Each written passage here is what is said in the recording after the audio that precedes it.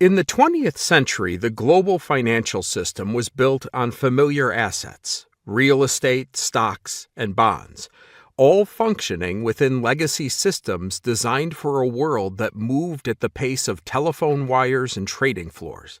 Wealth was managed through a network of trusted intermediaries, governments, banks, and corporations that assured the safe custody and growth of capital.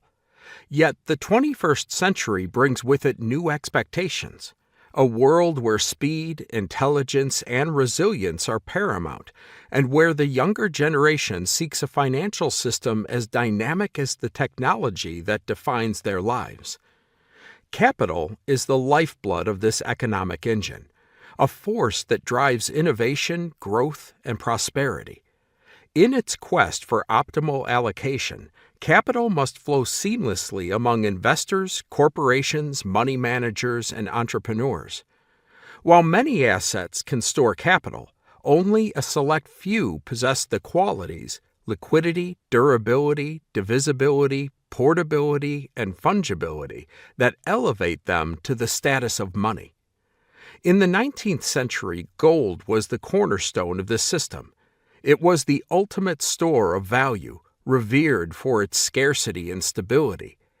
However, as the 20th century unfolded, it became clear that gold, despite its merits, could not keep pace with an increasingly interconnected and fast-moving global economy.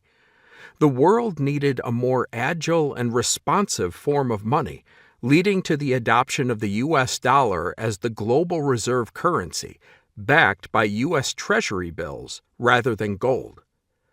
Gold, while stable, is inherently inflationary. Its supply increases by approximately 2% per year. This gradual dilution of value forces holders to seek productive investments that yield returns sufficient to outpace inflation. For decades, the dollar, linked to gold and later free-floating, promised a similar stability with greater utility in a growing global economy.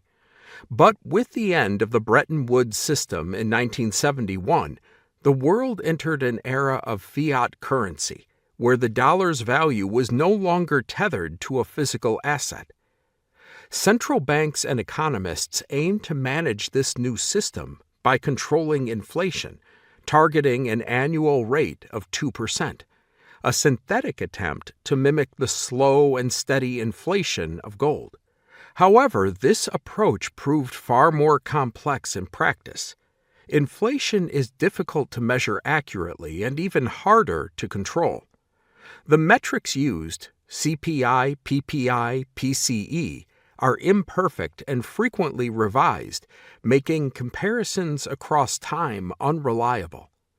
In reality, since the abandonment of the gold standard, the U.S. dollar has experienced inflation rates ranging from 7 to 10% annually, with weaker currencies suffering even more.